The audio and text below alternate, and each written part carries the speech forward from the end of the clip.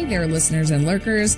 This is Allyn Johnston. And I'm Aimee Johnston. And we're so happy that you're joining us for The Last Isle. This week, we'll be covering the 1986 remake of Invaders from Mars, directed by Tobe Hooper, who also directed Texas Chainsaw Massacre. And the adaptation screenplay was written by Dan O'Bannon, who also wrote Alien, and Don Jacoby. The back of the box summary of this film is a courageous young boy battles the hideous Martians who have taken over his parents and who now threaten to subjugate the entire planet. Truly unearthly creature design and makeup techniques blend with astonishing special visual effects. A breathtaking, pulse-pounding science fiction mind-blower.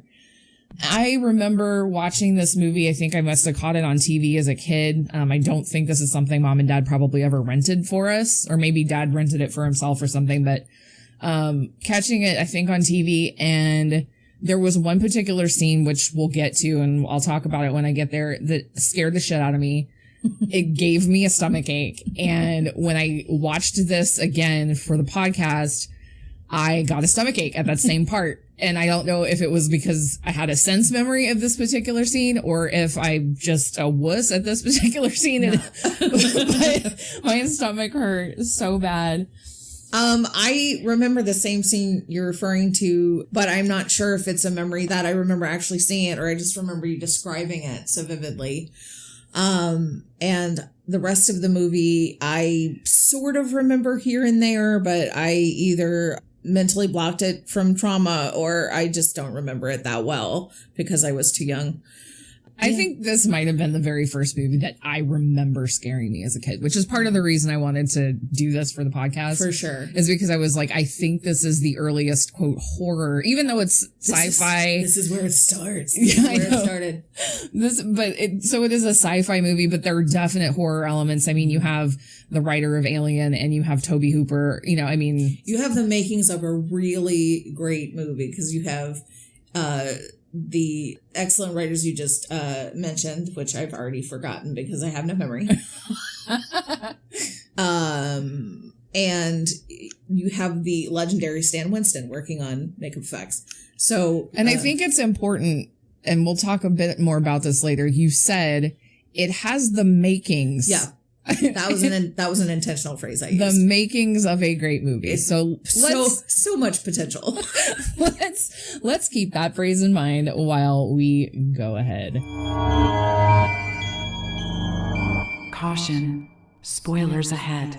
The film opens on son David, played by Hunter Carson, and dad George, played by Timothy Bottoms, doing a little stargazing in the yard and waiting for a meteor shower.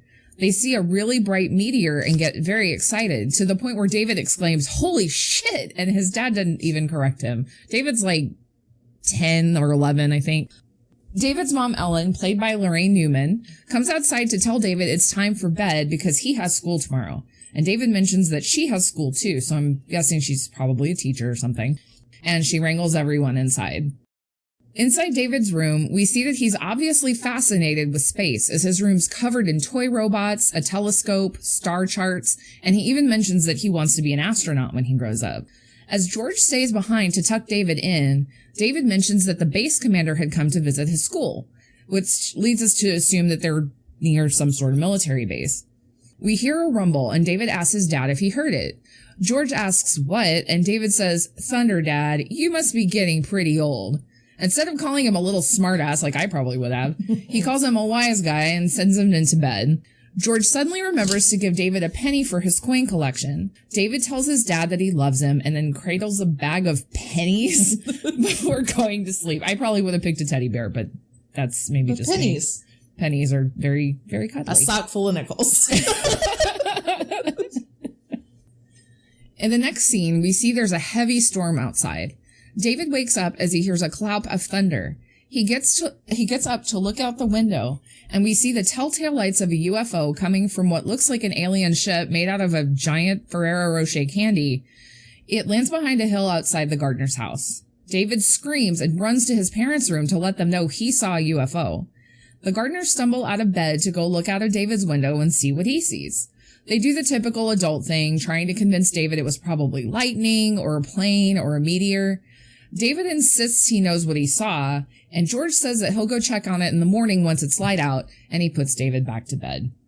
So this is an interesting scene to me because I think it is quintessential 80s parents just don't understand kids. Yes. I feel like we kind of grew up on that of like, hey, man, parents just don't believe their children. And there are PSAs around this time where it's like, don't forget to hug your kid. Like, parents are just like, you're on my nerves and I've worked all day at the mill and like, get your ass to bed, kid. So this is a heartwarming moment of them trying to tell him that he's crazy. Well, and to be fair, I don't think they're bad parents. I mean, they're obviously very attentive. They're interested in what he's interested in. Also, I don't think I mentioned it, but David's dad works for NASA. Yeah, which he does I think some super secret NASA shit that you don't know about. It doesn't really say what he does at NASA, but like there you see the badge on his sweater. I do some vague NASA shit. Vague NASA stuff. So, you know, obviously that's probably where David's interests come from is because dad's a space guy. Yeah. So, you know, when David's telling them, hey, mom, dad, like I saw this UFO outside, they aren't like, you're fucking nuts. Get back to sleep, you little shit.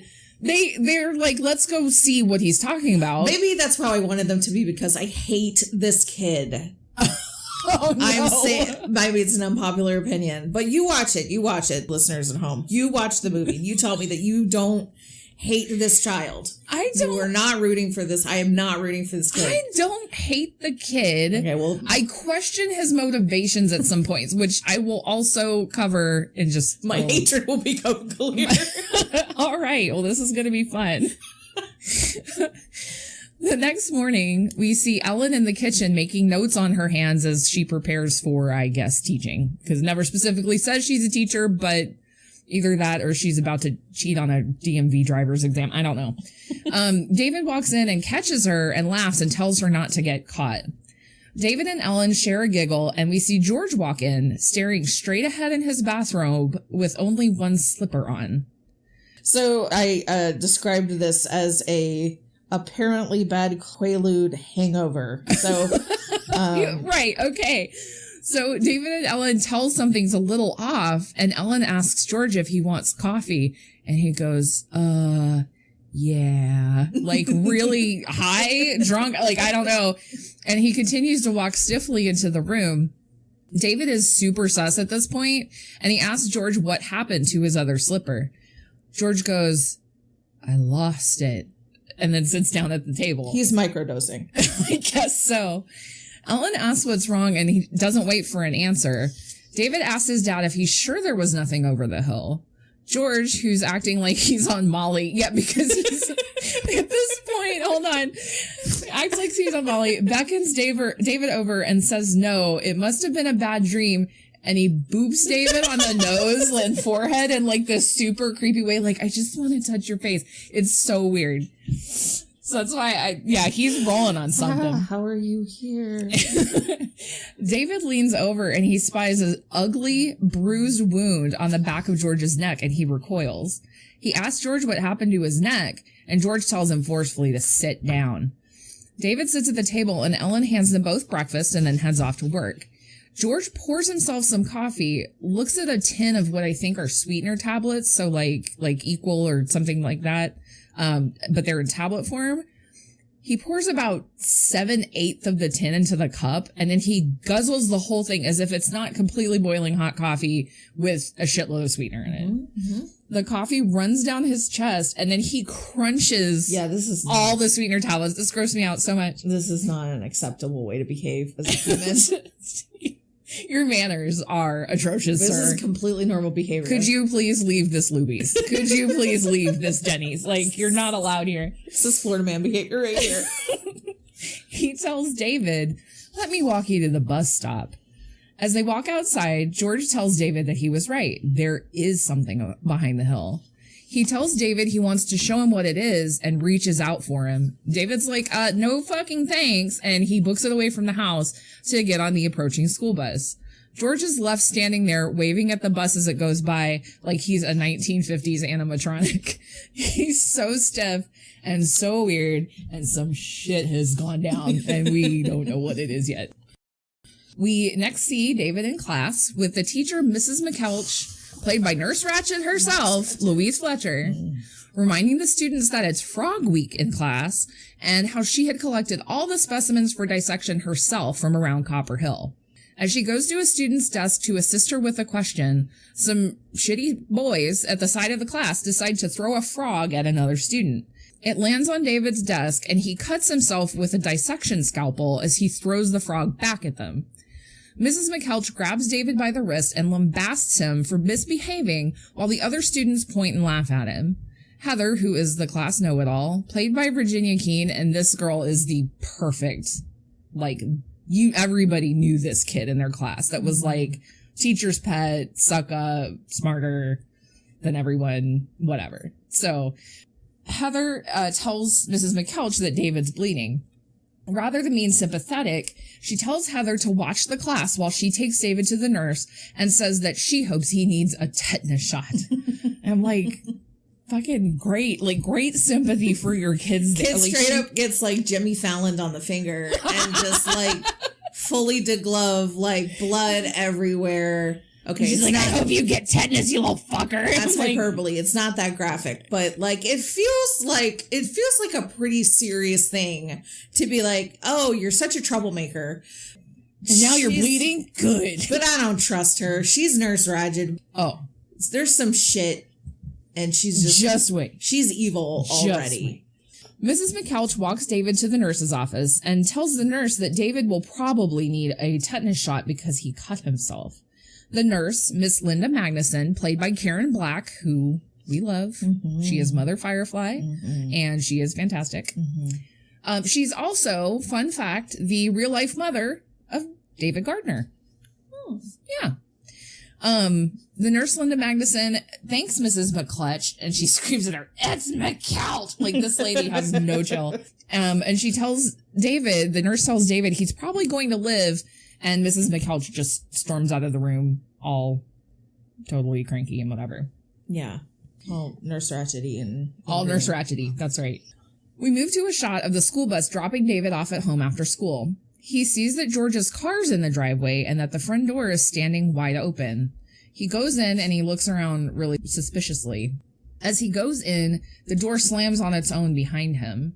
He calls out for his dad and he heads into the living room where the TV is on and shows nothing but static. David changes the channel to a movie, which, fun fact, the movie that it's showing at this point is called Life Force, and it's the movie that Tobe Hooper directed. Which was a complete and total flop. It was an absolute flop. And yeah, it was not, I have not seen it. He didn't really come back from that. Or this, as it turns out. Yeah, I have feelings about Tobe Hooper. I love him. I love Texas Chainsaw Massacre. I love Tobe Hooper. But, it didn't, he directed Poltergeist. Mm-hmm. And there's a whole Poltergeist saga. If we ever cover Poltergeist, which I kind of hope we do, there's so much there in terms of Spielberg versus Hooper. Anyway, it's so, but yes, you're right. He didn't really recover from this. So the TV's showing nothing but static. David changes the channel to a movie, but we see a shadow ominously lurking behind him. Out of nowhere, a robotic voice says, "David Gardner, feed me." And we see that David's mom, Ellen, has come in with a remote control robot toy to scare the crap out of her son. Mm-hmm. This is Lorraine Newman doing her SNL Coonheads voice. Yes, for sure. Yeah. We love an SNL cast member. I mean, David asks where George is, and Ellen says she doesn't know, and maybe he had gotten a ride to the base with some of the guys. David says that he thinks something wrong, and his dad is acting weirded out, and Ellen just tells him not to worry. The scene fades to a shot of a clock showing it's 8 p.m. and Ellen and David are sitting on the stairs. Ellen confesses that now she's starting to get worried, and she picks up the phone to make a call. We see a police cruiser pull up to the house, and the police chief and Officer Kenny come inside. Now, the police chief here is played by a guy named Jim Hunt, and this Jim Hunt played David in the 1953 Invaders from Mars. So I thought this was a really cute way. Which I watched a bit of the original in preparation for this, and he was a cute little boy. He's a cute grown man has too. A very 1950s freckled little kid look. like Augie, Dennis the Menace sort of vibe. Yeah. Well, he's a very cute grown man too.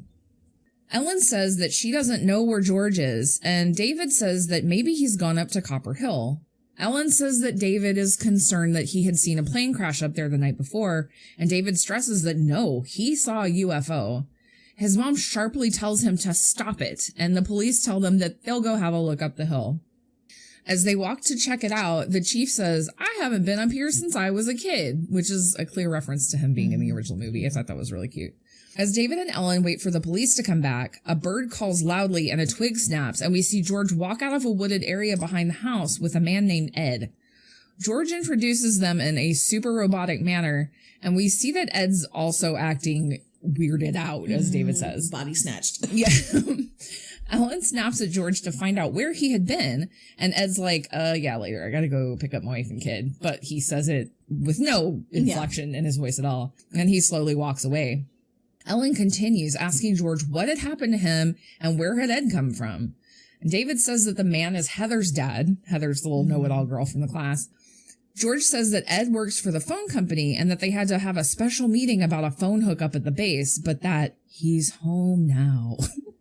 The police come back down the hill, and it's clear that something happened, as they are both also now expressionless and cold.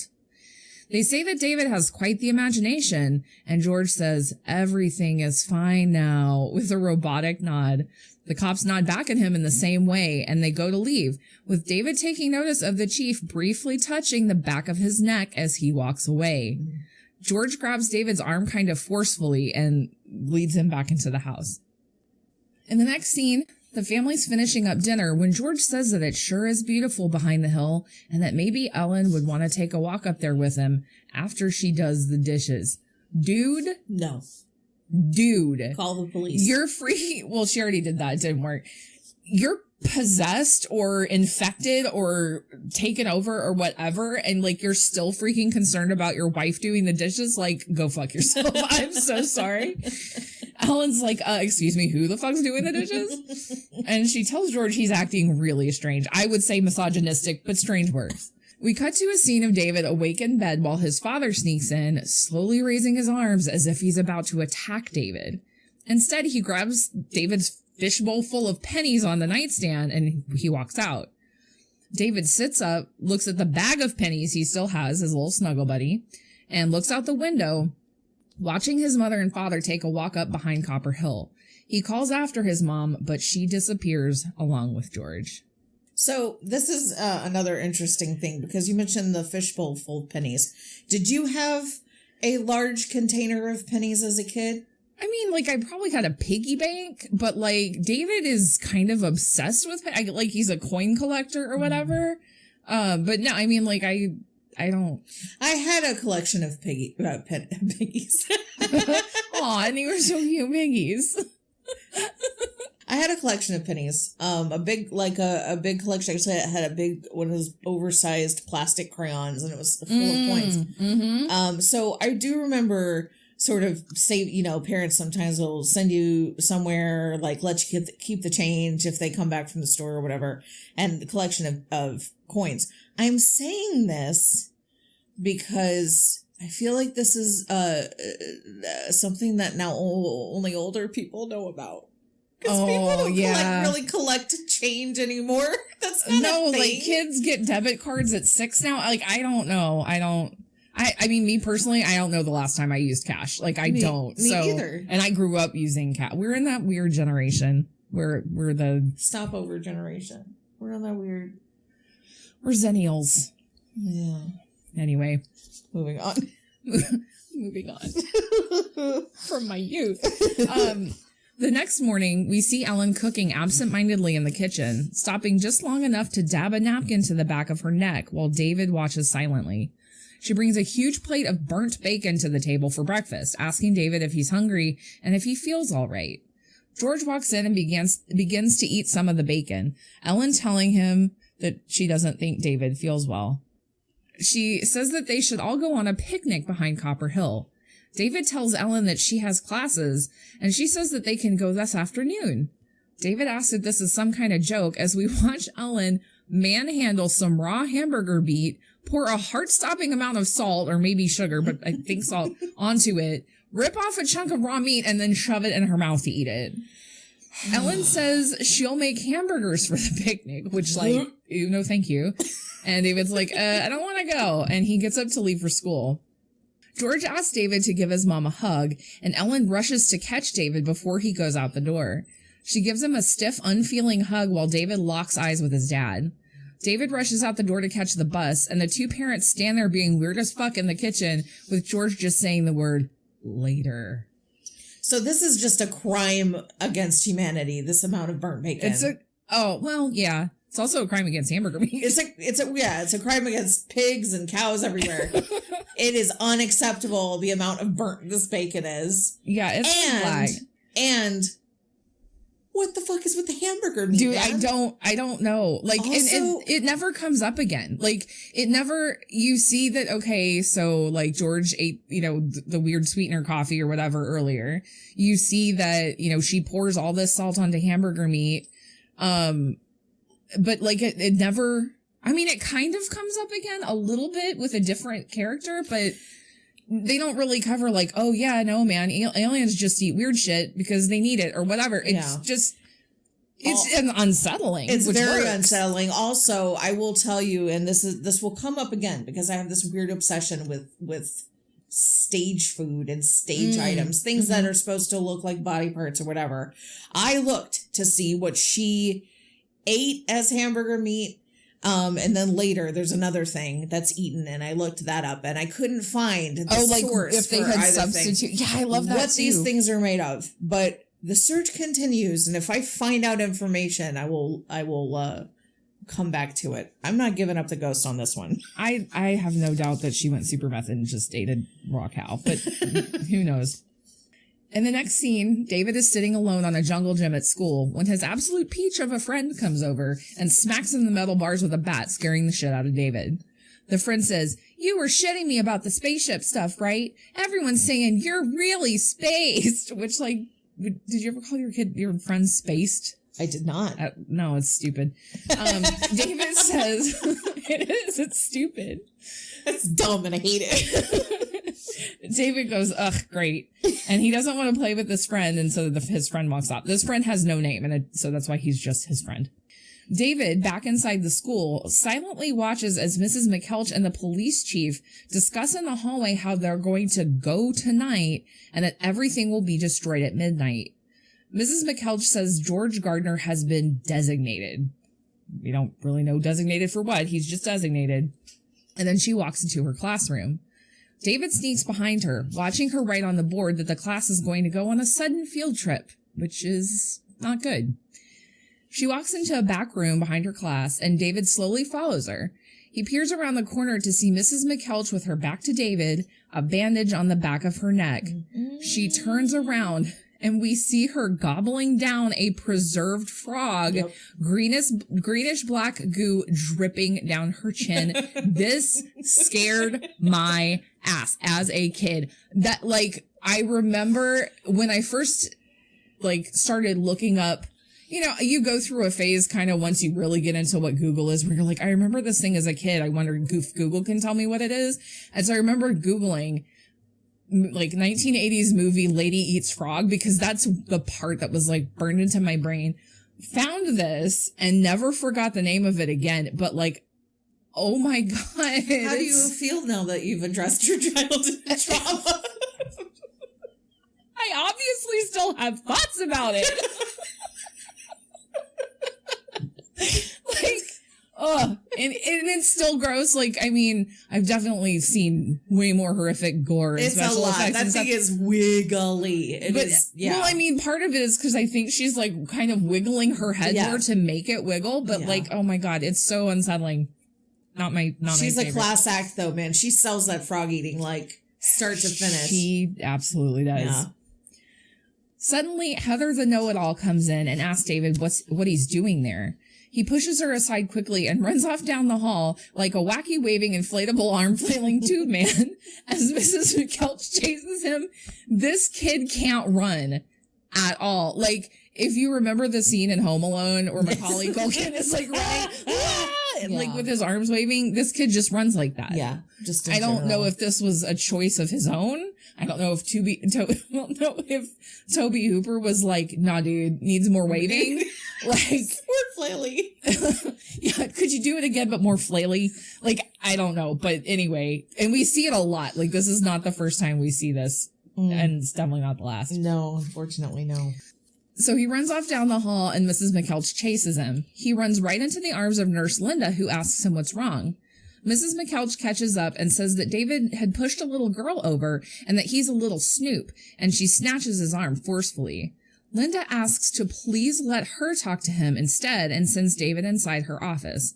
Mrs. McKelch says, "You're pushing it, sister. I'll be back for him in 5 minutes. 5 minutes!" And she stalks off down the hall. Mm-hmm. Linda goes into her office asking David what's wrong, and he says that she wouldn't understand. She insists that she will understand and that nothing David tells her will leave that room. David asks to see the back of her neck, and she obliges. The scene fades into a point seemingly after David has told her the whole story, because Linda says, "That's some kind of story," and sums up what we can assume David just told her about spaceships and people being taken over by aliens. She tells David to stay right there and leaves the room to go talk to Mrs. McKelch, who seems to be lurking just around the corner waiting. Mm-hmm. Linda asks about Mrs. McKelch's neck, and while she won't let Linda see it, she says, "Oh, it's just a boil." Linda says she can help take care of that if Mrs. McKelch will just let her see it, but Mrs. McKelch violently resists and says she just wants the boy. Linda is not having that and won't let her by. Mrs. McKelch says, "You have a lot of nerve, sister," and storms off. She loves calling everybody sister. Yeah, calling everybody sister. Also, you know something's wrong with this wrong with this person, because who admits that they have a boil on the back of their neck? You hide that shit in shame. You don't just be like, "It's a boil." You're going to be like, "It's nothing. It's a snake bite or so whatever." You don't say it's a boil. Like, that's not something that you admit to. Linda goes back into her office with David and all of a sudden goes into spy movie mode. She gives David a key to her house, sending him out of the window and telling him her address. Which, like, okay. I mean, you suddenly believe all that. I mean, I don't know. I don't. It's just a very weird behavior for a school nurse at this point. Right. It's not weird behavior for his mom, which Karen Black is Hunter Carson's mom. So, like, that's fine. Yeah. But, like, that's not who they're playing. No. They're playing a school nurse and a random 10-year-old. How do you know him that well? And, like, just because there's a, like, shitty teacher at the school. Yeah. I don't know. This would be on the 5 o'clock news if this happened today. Like, you don't just let kids go into your house. No, this is super weird. Yeah. So Linda runs into Heather after sending David off, who asks where he is. Linda tells Heather that he's not feeling well, and Heather turns and walks away, with Linda noticing that there's also a bandage on the back of Heather's neck. Yeah, little kid. I knew she got got. She got got. Outside the school, David's walking through the parking lot to leave the grounds, but he stops when he sees his dad's car pulling up. He notices Heather and Mrs. McKelch also looking for him, so he hops into an open van to avoid being seen. This van looks like Norman Bates' taxidermy workshop, as it's full of cages, bones, and animal specimens.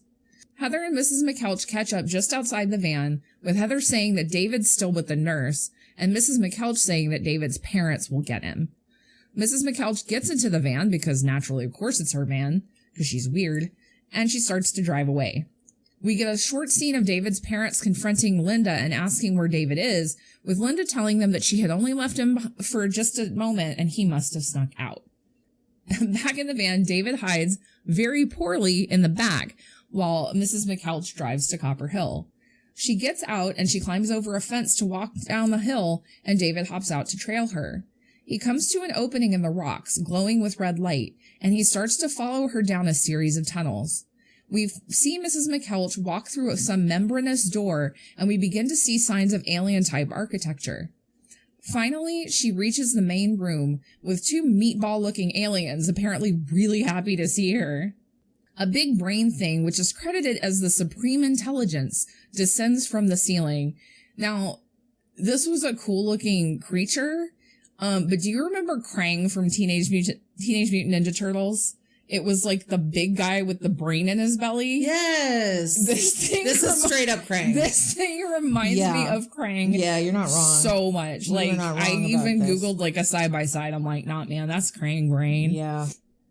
The Supreme Intelligence ohms at Mrs. McKeltch, causing the antenna in the back of her neck to emerge as if the Supreme Intelligence is communicating with whatever's inside her. David looks on, horrified. Mrs. McKeltch starts singing random vowels. I don't get this at all. She sings A-E-I-O-U. She says, "You get me a pile and you get me whittles. You get me both or I'll have your heart and liver out, David Gardner." It is worth mentioning at this point that Louise Fletcher was nominated for a Razzie for this movie, and it makes so much sense right here.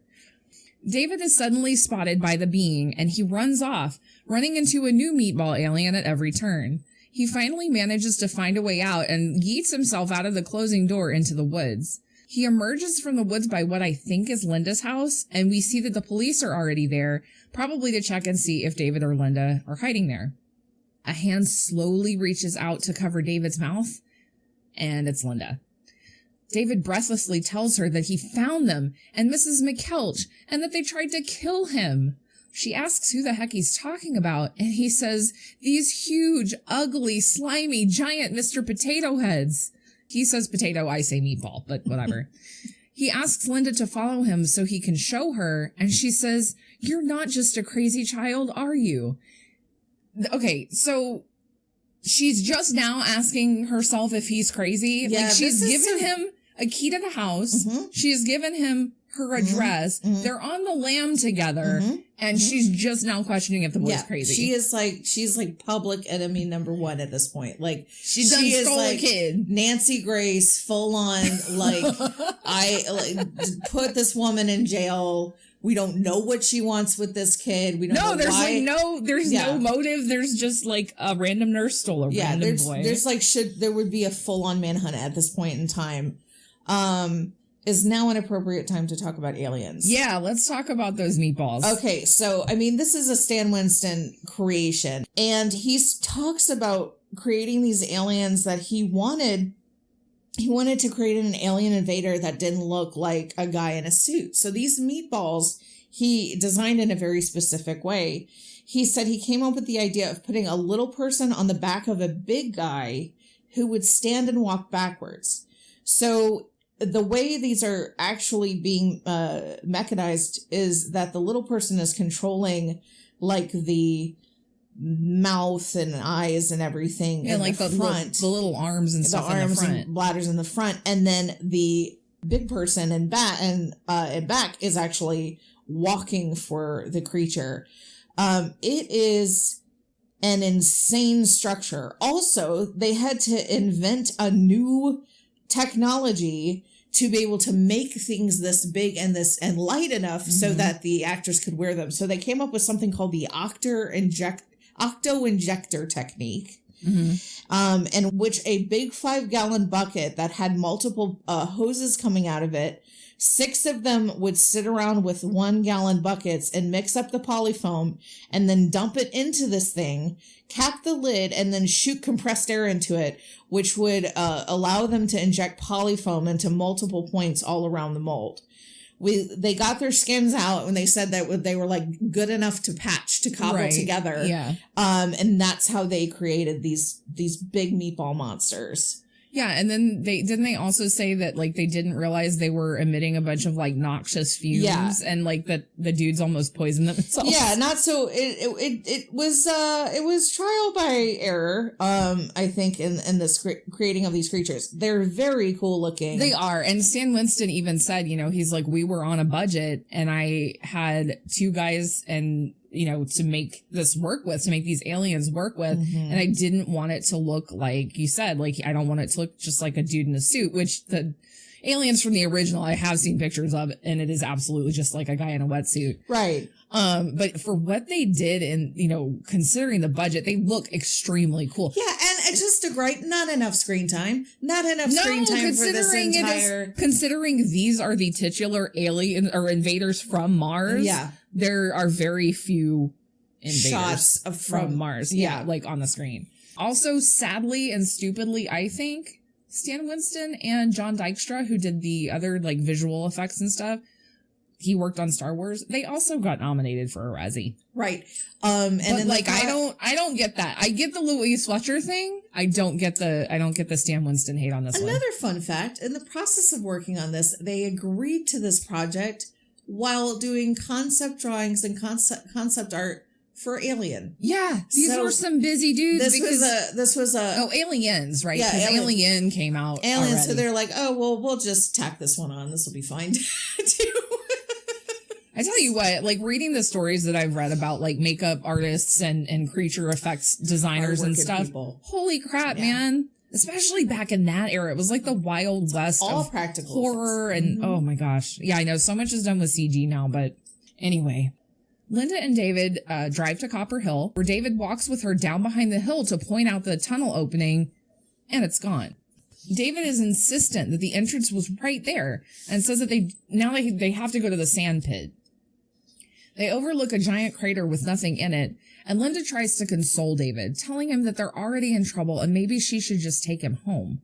They look towards David's house and see a couple of men in orange jumpsuits coming to check out the sand pit. They watch surreptitiously as the two men chat with David's parents and then head over the hill to go check out the crater with metal detectors. They scan the sand, commenting about how the gardeners seemed kind of weird, when all of a sudden a sinkhole opens up under them and sucks them into the ground. David and Linda run back to the car to flee, and just as they're pulling away, a horn honks, and we see that they almost back right into a school bus, driven by Mrs. McKelch. The bus is full of David's classmates, being driven to what we can assume is their assimilation. You and I talked about this off recording, about how quicksand it seemed like to be a much bigger threat. Everybody in the 80s was going to die in quicksand. I mean, like, Princess Bride, quicksand, just like name an 80s movie that was like action-y. Every cartoon you had quicksand. We were absolutely going to die in quicksand. Yeah, every kid from the 80s was constantly scared that you were going to accidentally wander into some quicksand. So much so that we all knew that if you just stayed still in quicksand and don't panic, you'll be fine. So I mean, we all had to, it's like, don't get kidnapped and don't disappear. And check your candy. Check your Halloween candy. Because there's razor blades or cocaine in it. Yes, most likely. Because what addicts do are most likely to do with their drug supply is put it into kids' candy. Well, kids of the 80s, they hang with the wrong crowd, they get all hopped up on cocaine candy, and then they're falling into quicksand. And I've seen it 100 times. Oh gosh. Linda pulls into a gas station, nearly creaming a skateboarder on his skateboard in the middle of the road. Like, they were so close. I was convinced this had to be CG because she is flying down the road and comes from within about a foot of this guy. It made me laugh. She pulls into the gas station to make a phone call to the state police. David stays in the car and we see the school bus pull up behind him with none of the kids left inside. As Linda starts to dial, Mrs. McKelch confronts David in the car, telling him he missed the field trip and yanking him out of the window by his neck. She pulls David towards the bus, but he wriggles away and runs down the street, yelling for Linda, who drops the phone and takes off in her car. She drives down the street and nearly hits Mrs. McKelch as Linda picks David up and they drive off. Mrs. McKelch stomps her foot in a tantrum in the middle of the street, like, curses, spoiled again. As David and Linda drive, she asks him if his neck is okay and what Mrs. McKelch did to him. He says he's fine, and he asks if she got the state police on the phone, but she says that all the lines were busy. Linda says there's one place they can hide while they call the FBI. We next see David and Linda going into the school with a flashlight, and David stops to grab his jacket out of his locker. In the office, she starts to call the FBI, but they note that the lines are dead. Suddenly, the police car pulls up front, with the chief and Officer Kenny getting out to come check out the school. David pulls the whole, I know a place, and they sneak out of the nurse's office away from the cops and go to a boiler room. As they descend the stairs, Linda trips over something with the noise alerting the cops to their presence. They sit silently and they wait as they hear footsteps above them. Linda wonders aloud what's even happening, and David reassures her and tells her it's okay to be afraid. Linda says, "I'm not afraid. I'm petrified." They hug each other and the cops enter the boiler room. They get to the bottom of the stairs and they discover David and Linda sitting there. The police pull guns on the duo, but just then the ground starts to shake and Linda screams as part of the spaceship emerges out of the ground from beneath the school. The cops fall over and shoot wildly, and David and Linda are able to make a getaway up the stairs as a tunnel is formed directly into the school's boiler room. If you watch when the cops are coming down the steps with the flashlight, they kind of pause on this like head-looking thing for a second, which is the Supreme Intelligence model from the 1953 movie. So right. Another little cute nod to the original. David and Linda are next seen in the car, with David saying that the aliens must be tunneling under the whole town. Linda suggests that they get the hell out of there, and David says, no, they have to find his mom and dad. Suddenly, his bright idea light goes off above his head, and he wonders aloud, General Wilson! They head to the Marine base, and they're stopped by a guard, where David asks to see the general because it's an emergency. Inside one of the base offices, we see General Wilson, played by James Karen, get a phone call, apparently from the guard shack. He listens, and he says, just sounds like another crazy. But once he realizes it's George Gardner's son, he agrees to let them come speak with him. As David and Linda are driven into the base by the MPs, we see shots of Marines patrolling the base. Now, this is a fun fact. All of the Marines here, or all of the soldiers that you see, are played by actual U.S. Marines. Nice. Dale Dye, he is a really sought-after military technical advisor in Hollywood. He worked with Oliver North on Born on the 4th of July. Like, he's kind of the military guy. He did all the military coordination for this one, too. So that's pretty cool. And you'll actually see him later in the movie. Oh, nice. Yeah. Also, I noticed, like, well, when they mention General Wilson, first of all, like, that comes out of nowhere, but the energy I'm getting off of this, which actually this movie didn't occur to much later, but I'm getting such, like, George C. Scott playing General Buck in Dr. Strangelove energy from this dude, like, very much just like, woo, like, let's go to war. He has, like, quintessential 80s military commander vibes. 100%. Full cigar stogie. Oh, yeah. Like, he's got a portrait of Chesty Puller, who's, like, the most decorated Marine in history, like, behind him on the wall, and he's, like, Well, if you remember, at the very beginning of the movie, David mentions that Mad Dog Wilson came to visit them at the school. Right. So, like, you know. Okay, so there is a little drop. Yeah, but it's like the tiny, that I like, didn't pick up. Right, but, well, right. I had to watch it, like, 2 times to even. Who the hell is this General Wilson dude? Also, just blowing secondhand smoke right into the kid's face. Oh, come on. That helped us grow up big and strong. Right, 80s It was kids. good for you, and it had vitamins in it. They're filtered. It's a filtered cigar. The filters make them safe. We do not condone smoking. All right. Anyway. So David spots the 2 research workers who had been sucked under the sand, who are now helping to unload a bunch of copper wire into a truck. We join General Wilson in his office with David and Linda, where the general asks if this has anything to do with David's dad. Linda starts to talk to the general, but David stops her, asking if he can see the back of the general's neck first. He obliges, and David is relieved, saying that he just had to make sure. Sergeant Major Rinaldi, played by Eric Pierpoint, offers up his own neck for inspection as well. The scene cuts to George and Ellen Gardner pulling up outside the base alongside a truck carrying liquid oxygen, and George gets out carrying a briefcase. He opens it up, saying that it's wired, and he sets a detonator.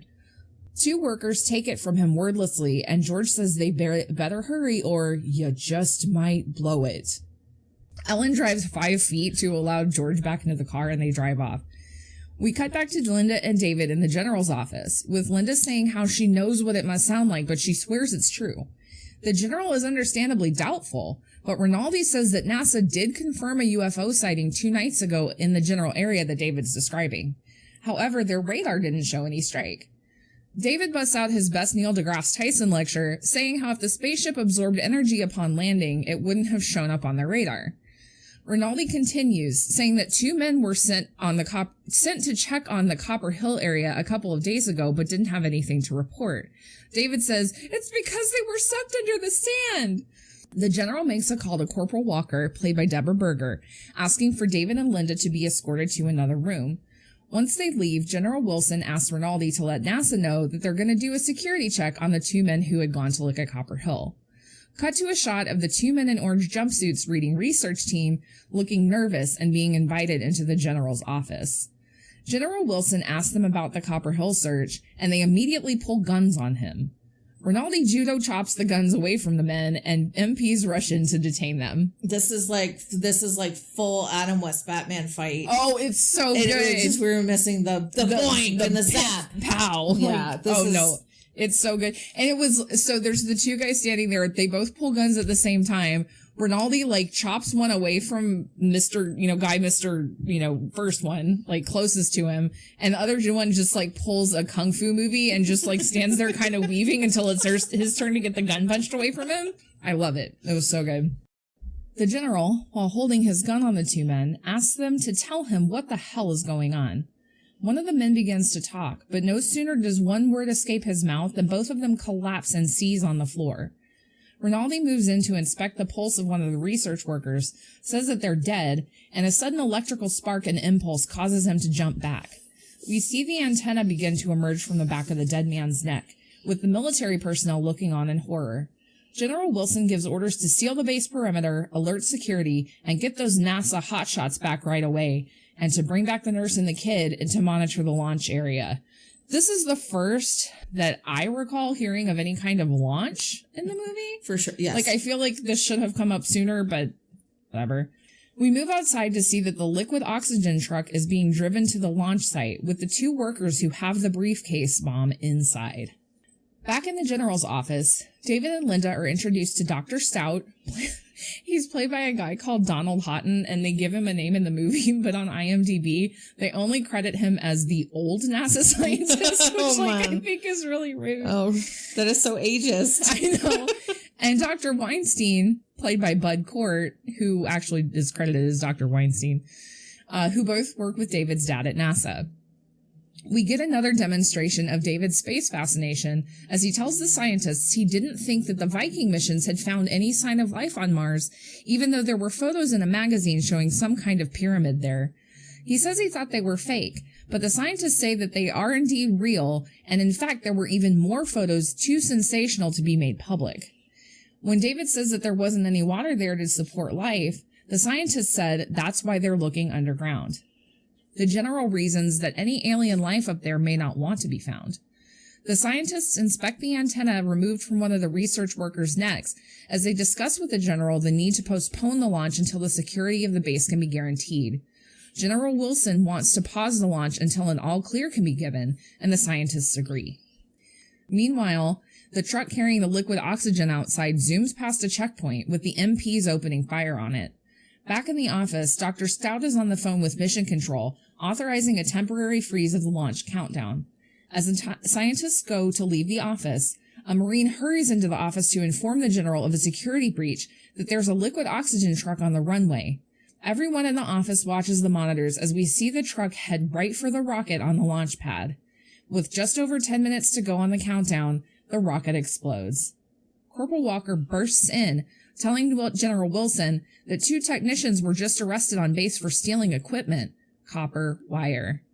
Soldiers check the radar to see if anything shows up, but they see nothing. The Martians are already here.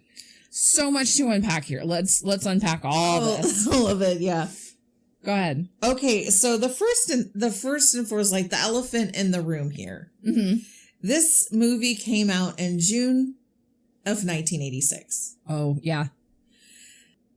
January 28th, 1986, so 6 months before, the Challenger explodes. Yeah. Easily one of the most traumatizing things to happen to children in the 80s, because a lot of children watched it in their classrooms because teachers played it live. Yeah, I did. Children watched the Challenger explode on live TV.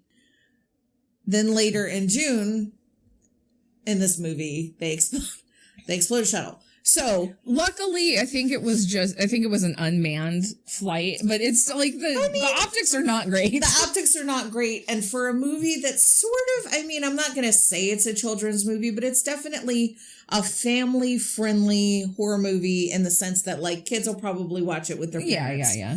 But like you've traumatized, the child is already traumatized from the Challenger exploding. And now this child is going to be re-traumatized by watching a shuttle explode. So I'm just saying. As trauma goes, though, like it's a PR nightmare. Your parents being taken over by aliens might be slightly more traumatic than watching an unmanned shuttle explode. I know it was too late to change it. I'm just saying it's in poor taste. The timing was shitty. I would disagree. It's not hold up. Oh my god. And so there, Wilson says, oh gosh, these technicians got arrested for stealing copper wire. Like, we saw them unloading copper wire off the truck. You're like, where is this going? You do get an answer, but like...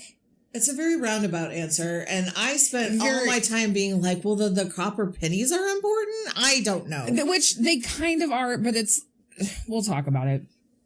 General Wilson asks David to take him to the sand pit. Wilson orders Captain Curtis, played by Christopher Allport, to take a platoon to the pit. If I say Cowboy Curtis during this, please forgive me, because I know his name is Captain Curtis, but like 3 times I typed Cowboy Curtis, and I'm like... Fishburne. I know. I was like, oh shit, oops. For the children, Lawrence Fishburne played Cowboy Curtis in Pee-wee's Playhouse. Yeah. We see a huge platoon of Marines head out of the base in jeeps and armored trucks, with David and Linda riding alongside General Wilson as they make their way to Copper Hill. Another group of Marines arrives at Menzies Elementary School, and Menzies Elementary is named for the director of the original movie, so another little nod. They want to break in and cover the area at the school.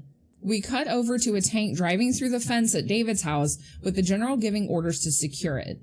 A flurry of military activity takes place, with troops at both Copper Hill and the school taking tactical positions.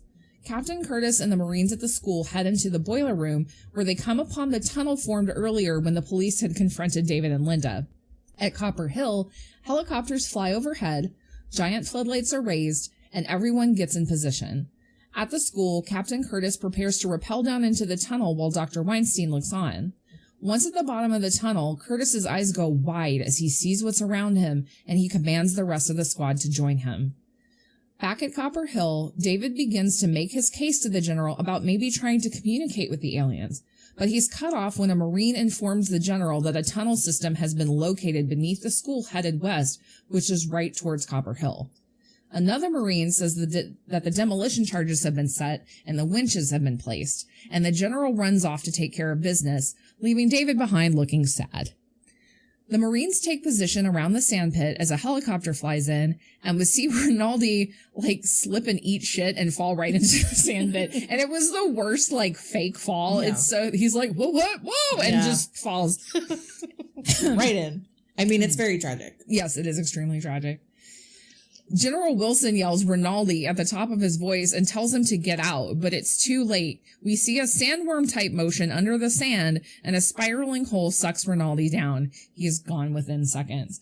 I feel like General Wilson's whole role, or almost his whole role in this, last part of the movie, is to stand by the sandpit and just yell names and to yell things. Because he, yells at Rinaldi, and he yells David, and, so they just hired him to scream. Yes. Super dramatic. In the tunnel beneath the school, Dr. Weinstein and the Marines slowly walk along and quickly see a shadow appear on the wall of the tunnel.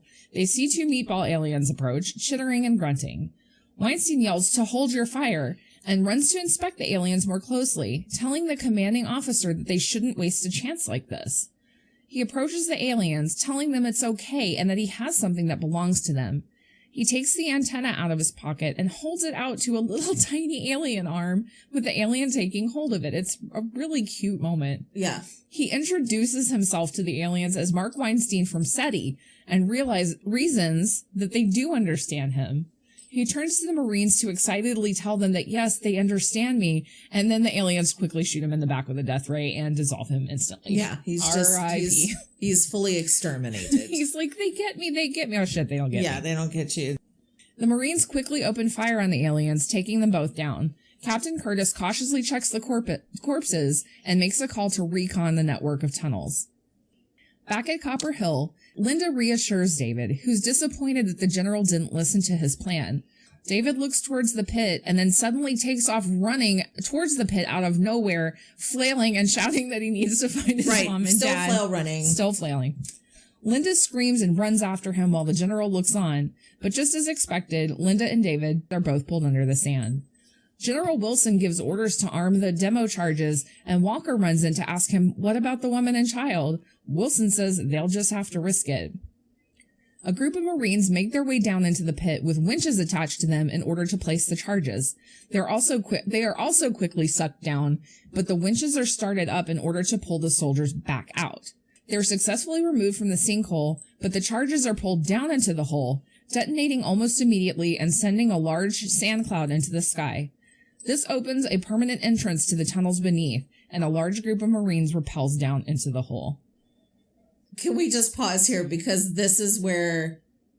I'm like so bored right now. So bored. As soon as they get to the military base, as soon as they start talking to General Wilson. This is a trudge to the finish. As the scientist shows up, I'm not anti-military. I think I'm anti-military movie. Yeah. Like, I get anything that has like tactics and like mentions of types of weapons and platoons and brigades and troops. I'm like Zonksville. My eyes cross, and then I don't know it anymore. Yeah, so I don't know things anymore. It was an absolute slog to script. I did not play Risk as a kid, so I won't play it as an adult either. Not a thing on my bucket list. I didn't get into this. Not for me. Maybe it would be somebody who's like very into like, you know, the military coming in and kicking ass and taking names and what, like it's.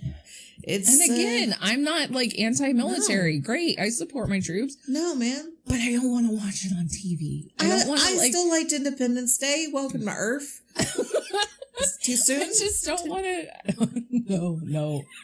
Inside the tunnel, David looks around to see Rinaldi surrounded by a couple of meatball aliens and positioned with his neck exposed to a piece of alien technology, presumably to have an antenna inserted. David looks up to see Mrs. McKelch watching on ominously through a window above as Rinaldi is antennaed. David suddenly realizes that Linda's missing and looks frantically for her, but the aliens grab David as Rinaldi lifts his head and looks over at Linda, who's passed out on the floor. In another area of the... Go ahead. I just want to say, this point right here is the part I remember as a kid, because this was the most scary. Having that creepy proboscis antenna machine coming down to insert the thing into the back of the dude's neck and he's not moving.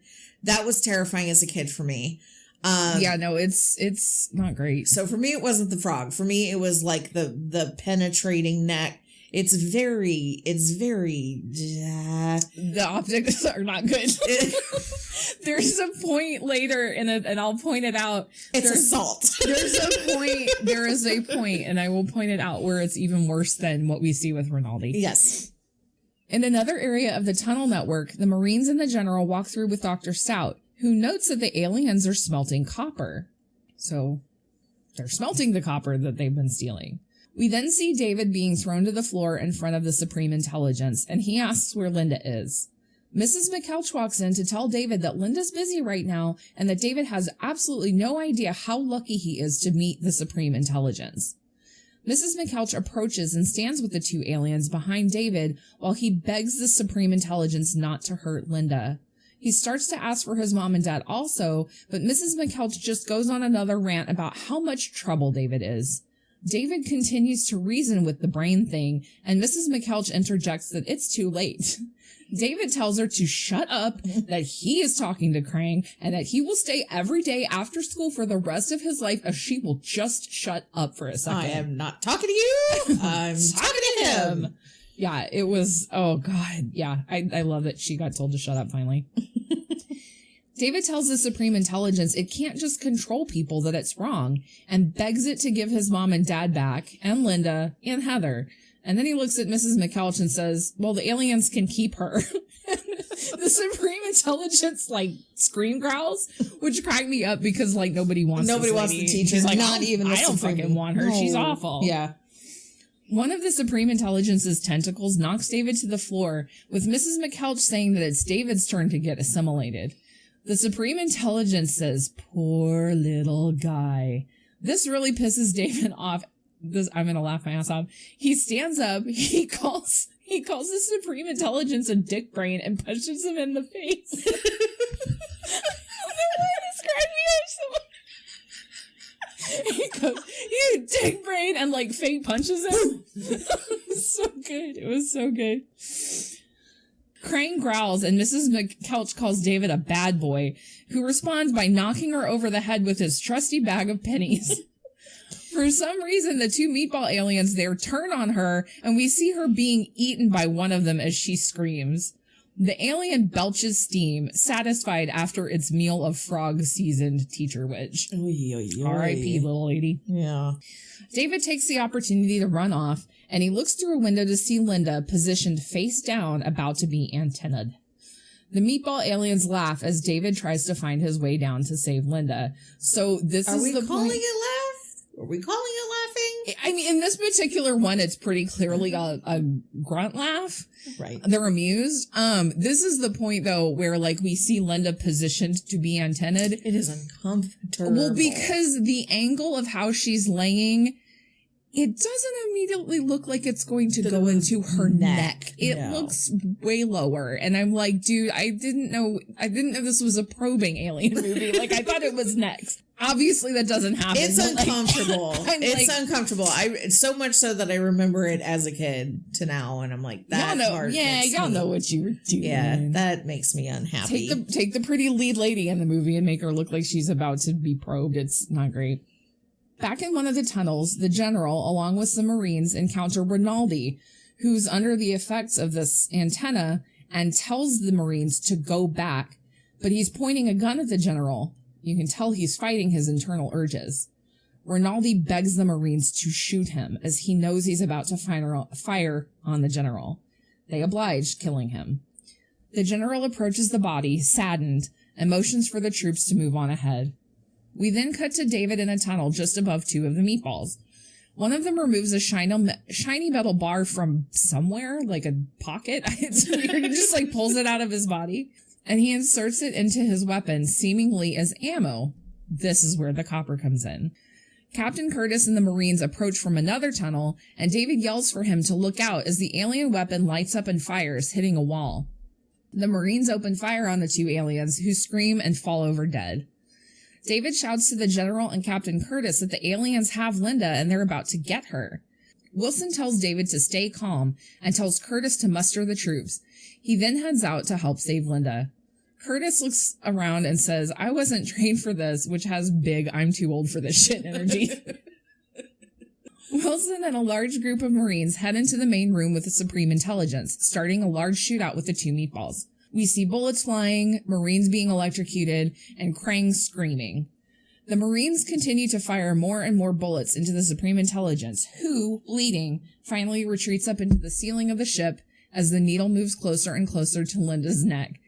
Dude, when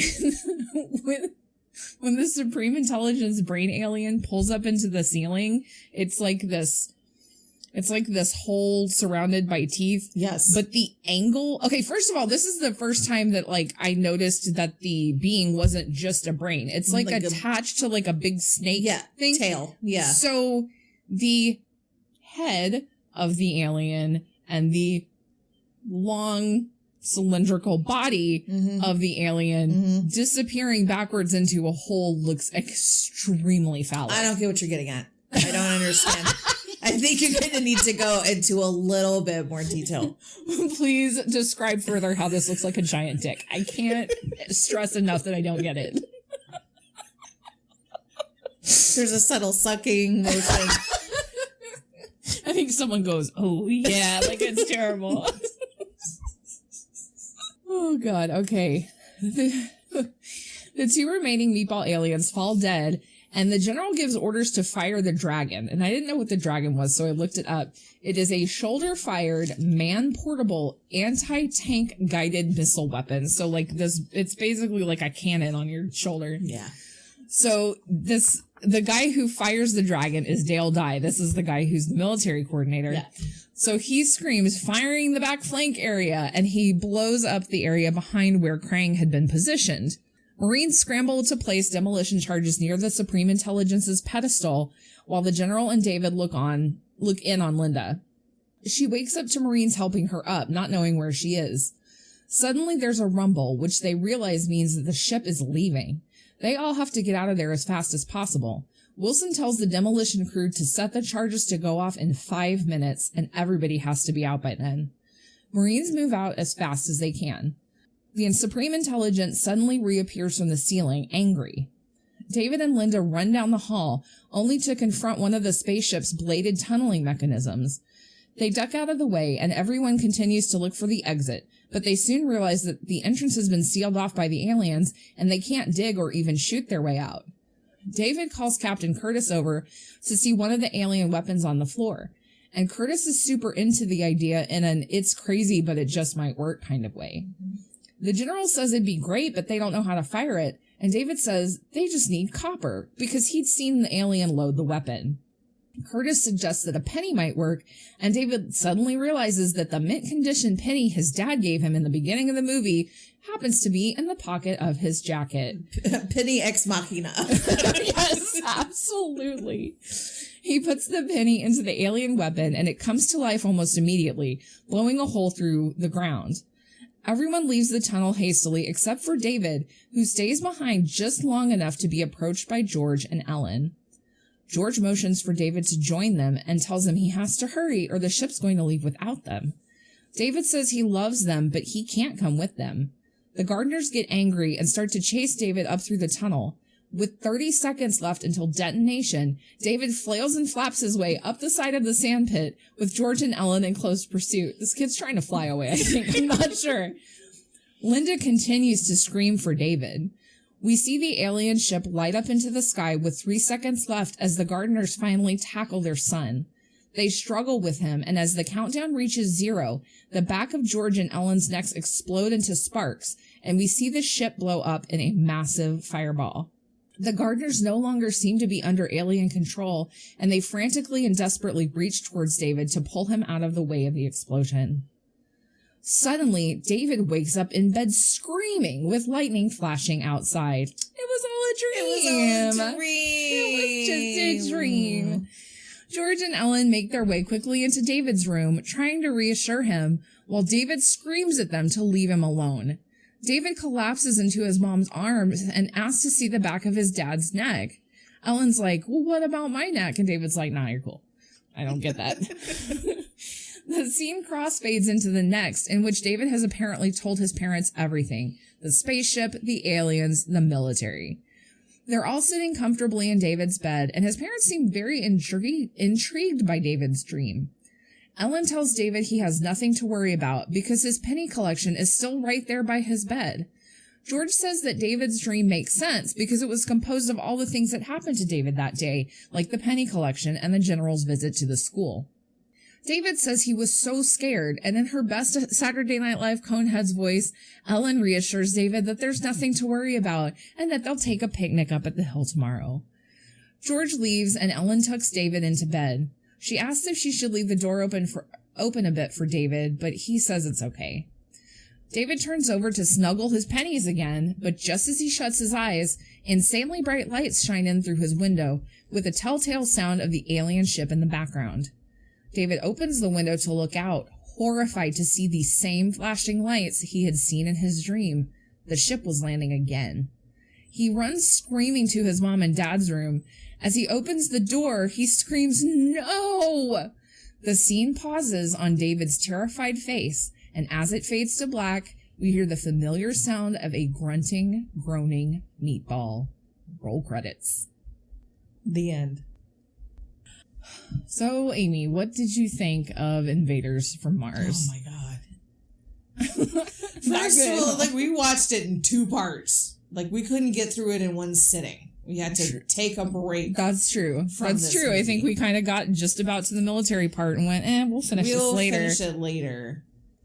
After What's-His-Face got vaporized, it was right around the time that it was like, we could maybe take a break. Oh, what did I think of the movie? That's so loaded. I love this, the practical effects. There's a lot to say about this movie, both interesting, really good and fun, and then just like really bad. But like,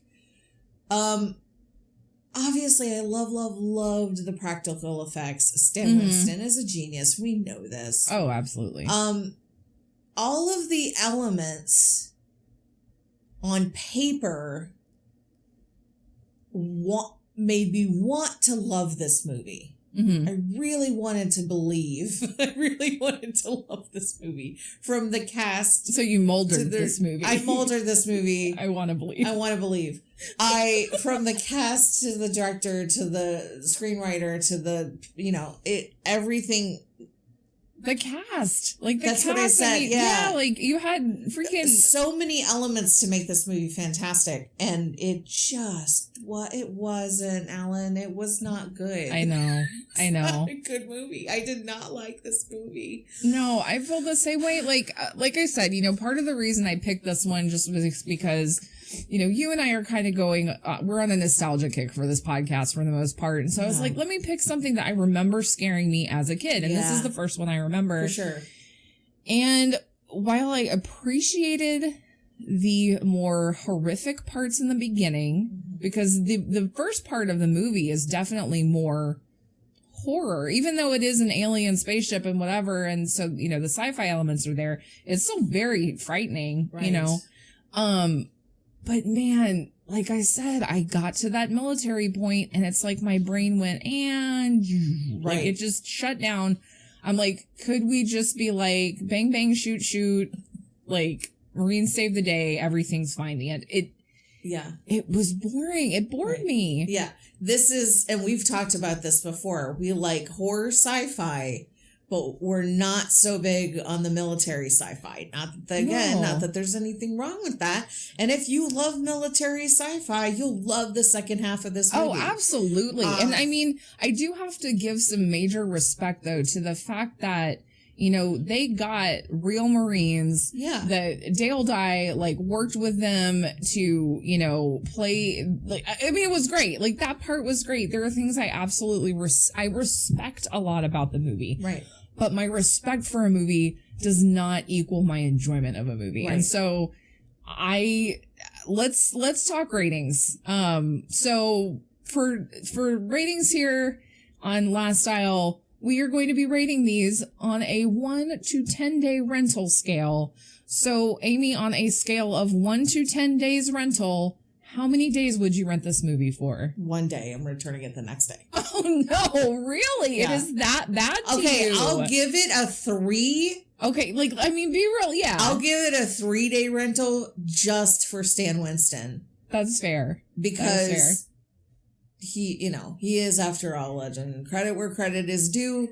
That was phenomenal. But the 3 is also because they did not give these monsters enough time on camera. Absolutely. There was so much amazing work done into these creatures, and they just weren't on camera enough, which I'm sure is probably logistical.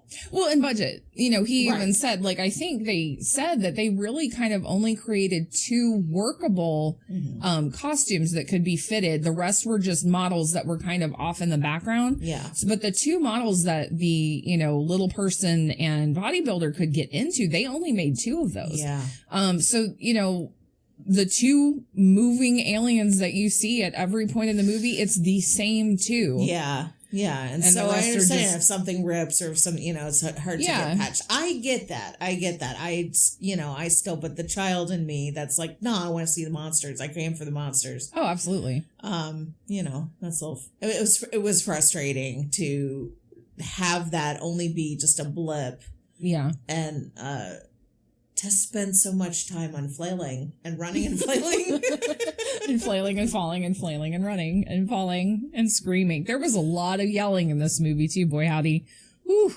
So much just Rinaldi! Like, it's great. So what is your rating? What does this bring you to? This was, I struggled with this because, you know, I think so many times we kind of look at movies through the lens of our own nostalgia. So if we went back and watched a dumb comedy that we'd seen a million times as kids, you know, whatever that might be, I feel like you'd rate it higher a little bit just because it satisfies an area in you that is nostalgic and reminiscent of your childhood and things like that. So I tried to look at this movie completely objectively as if I were watching it for the first time. Mm-hmm.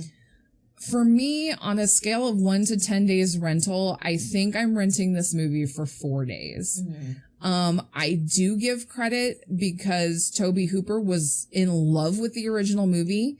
He, although I myself have not seen it, I've read that it is a very good homage to the original, retaining a lot of its elements while kind of making it a little fresh and new. Mm-hmm. Also, I just love Tobe Hooper, you know, in general. Mm-hmm.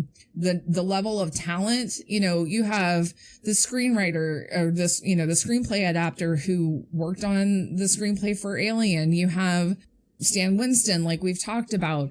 You have an Academy Award winning cast in some areas. So there are great levels of talent that come to this movie. So again, while I respect it as a movie, that doesn't mean I necessarily loved it. Mm-hmm. I probably won't choose to watch it again. After writing the script for this, I'm just like, dude, no, I have done this to death. I will never, if it's on TV, I may be like, shade a frog, and then walk away. Like, I'll watch it for 2 seconds, but I'm not going to pick this as like, oh no, man, I'm in the mood, watch something. Let's just throw on Invaders from Mars. It is also, you know, this is a horror podcast. Really, this is more of a sci-fi movie with horror elements. So I do feel a little bad that this ended up being the first one we picked, but what are you gonna do? And let's be very clear here as a little disclaimer. I love a good campy movie. I love so much. I love irreverence and camp. And I do too. I love all of that very much. I love satire and all that. I feel like if this movie would have leaned a slight bit harder into the campiness, it would have been more appreciated. But I feel like that wasn't clear. No. Sometimes they play, I mean, there's this very like almost emotional moment where the military guy, you can correct me because I don't remember names, people. No, I just don't. It's fine. I have problems. But the guy is begging to be shot. Oh yeah, Rinaldi. Yeah. So Rinaldi is begging to be shot and then is shot, but like it's a rock and a hard place moment. Like you can really see the emotions on his face. He's trying to fight it. And that all felt very visceral and real. And I kind of was like, oh, maybe this isn't a bad movie. But then in the next scene, the kid is flailing and running again. And it is a bad movie again. So it's like, if you are selling the camp, not taking yourself too seriously, if you're selling that, sell it. Go full Rocky Horror and like sell really that invader, that Space Invaders magic. But if you're going to try to go a little more serious, go more serious with it. So maybe it was too highbrow for me and I just didn't get it. But well, and it also could be, you know, I mean, it was made in 86. Like there's a level of like lovable cheesiness that comes out of the 80s. Like, that I think is just a product of the era of filmmaking. For sure. Like, it's just, you're like, man, that is such like a quintessential 80s movie. And so I think I get that feeling a little bit. But yeah, if they wanted to go camp, they should have leaned harder into it. Yeah. If they wanted to be more serious, it could have been a little more serious. Yeah. I mean, if you look at 1950s sci-fi, which is where this script originated, like that is like the epitome of camp. Watch Plan 9 from Outer Space sometime. Well, that's Ed Wood. I mean, that's a whole other that's a whole other thing. So yeah, overall, can't say I love the movie. Didn't hate the movie. Didn't hate it, but I watched a movie. We sure watched that movie. We sure watched the hell out of that movie. That's about as much as I can say. I don't know about how to end this thing. So, yep, that's it. And that's kind of how it feels. I think that's kind of how it felt as we ended the movie. It's almost like at some point you get to the end and you're like, did they just not know how to wrap this up? Or were they sticking very closely to the way the original script ended? If so, it didn't translate. It did not translate from 50s to 1986, where you're like, okay, it was just a dream. Maybe at one point that was, oh, what a twist. Maybe that was a twist. Yeah, but by the 1980s, it was that so was played very out. played out, and so sorry. 3-day rental, whatever I said, 3-day rental for me. What did I say? Well, that wraps it up for this episode, listeners and lurkers. Thanks for joining us here on The Last Isle. What did you think of this week's episode? Let us know on our social media channels, at Last Isle on Facebook and Twitter, and at Last Isle Pod on Instagram. We look forward to hearing from you. We'll be back next week with a new episode.